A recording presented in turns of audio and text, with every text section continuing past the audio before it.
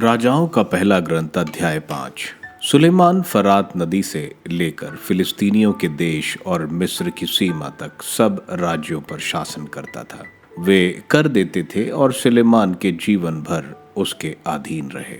सुलेमान की एक दिन की खाद्य सामग्री इस प्रकार थी: 400 मन मैदा, 800 मन आटा, 10 मोटे बैल, चारागाहों में चरने वाले 20 पशु और 100 भेड़ बकरियां के सिवा हरिण, चिकारे, सांभर और मोटे हंस। वह तिफस से लेकर गाजा तक फरात नदी के पश्चिम के सब देशों पर शासन करता था और चारों ओर के राजाओं के साथ शांति बनाए रखता था। सुलेमान के जीवन काल में दान से बेरशीबा तक समस्त यूदा और इज़राइल में सब लोग अपनी अपनी दाखलता और अपने अपने अंजीर के पेड़ के नीचे सुरक्षित जीवन जीते थे। सुलेमान के पास रथों के घोड़े के लिए 40,000 अस्तबल थे और 12,000 घुड़सवार। प्रादेशिक शासक अपने अपने महीने में राजा सुलेमान और जो राजा के साथ भोजन करते थे उन सब के लिए भोजन का प्रबंध किया करते थे। किसी भी चीज की कमी नहीं थी। वे सामान्य घोड़े और रथ के घोड़ों के लिए जौ और चारा उस स्थान पर लाया करते थे जो प्रत्येक के लिए नियत था। सुलेमान की ख्याति ईश्वर ने सुलेमान को प्रचुर मात्रा में प्रज्ञा और विवेक प्रदान किया तथा एक ऐसा हृदय जो समुद्र तट के बालू के सदृश विशाल था। सुलेमान की प्रज्ञा सब पूर्वीय लोगों और मिस्र की समस्त प्रजा से भी श्रेष्ठ थी। वह अन्य सब मनुष्यों से अधिक बुद्धिमान था। एजाही, एतान और माहौल के पुत्र हेमान, कलकोल और दर्दा से भी अधिक बुद्धिमान। उसका नाम आसपास के सब राष्ट्रों में प्रसिद्ध था। उसके द्वारा कही गई सूक्तियों की संख्या 3,000 थी और उसके गीतों की 1,005। उसे लेबनोन में पाए जाने वाले देवदार से लेकर दीवारों पर उगने वाली जूफा तक का ज्ञान था। उसे पशुओं, पक्षियों, कीड़ों और मछलियों तक का ज्ञान था। सब राष्ट्रों से तथा पृथ्वी भर के राजाओं की ओर से जिन्होंने सुलेमान की बुद्धि की चर्चा सुनी थी, लोग उसकी प्रज्ञा सुनने आया करते थे। मंदिर निर्माण की तैयारी। जब तीरुस के राजा हिराम ने सुना कि सुलेमान का अपने पिता की जगह राजा के रूप में अभिषेक किया गया है, तो उसने अपने सेवकों को उसके पास भेजा, क्योंकि हिराम सदा दाऊद का मित्र रहा था।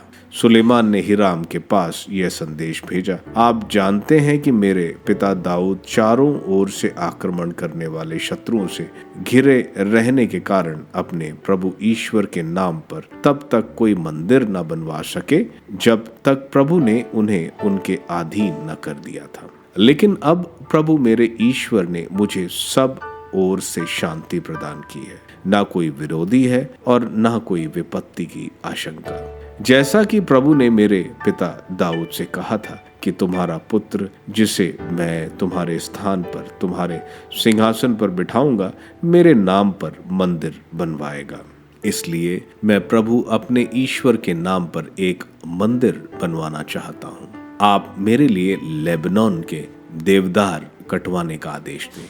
मेरे सेवक आपके सेवकों के साथ साथ काम करेंगे और मैं आपके सेवकों के लिए आपके द्वारा निश्चित वेतन आपको दे दूंगा। आप जानते हैं कि हमारे पास ऐसा कोई नहीं है जो सिदोनियों की तरह लकड़ी काट सकता हो। जब हिराम ने सुलेमान का यह संदेश सुना तो उसे बहुत प्रसन्नता हुई और उसने कहा, आज प्रभु धन्य है जिसने दाऊद को इस महान राज्य पर शासन करने के लिए ऐसा बुद्धिमान पुत्र दिया है।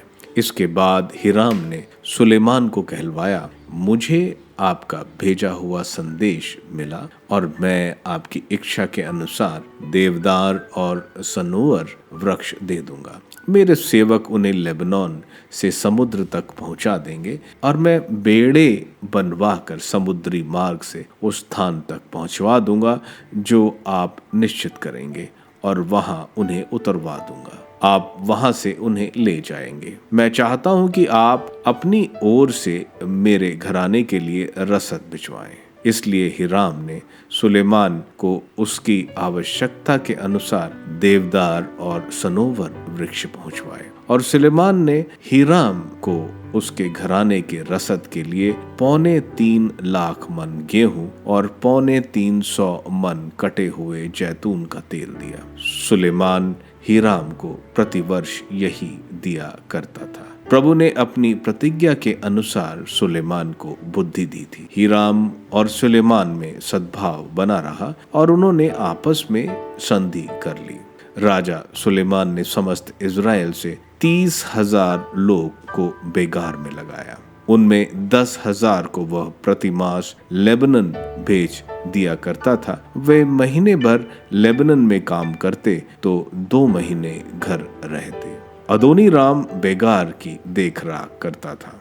इसके अतिरिक्त सुलेमान ने 70,000 बोझा ढोने वालों और पहाड़ी प्रदेश में 80,000 संग तराशों को काम पर लगाया था, और सुलेमान के पास 3,300 निरीक्षक थे जो इन काम करने वाले मजदूरों की देखरेख करते थे। राजा की आज्ञा थी कि मंदिर की नींव सुंदर गढ़े हुए पत्थरों से बनाई जाए और बड़े बड़े तथा बहुमूल्य पत्थर खोद निकाले जाएं।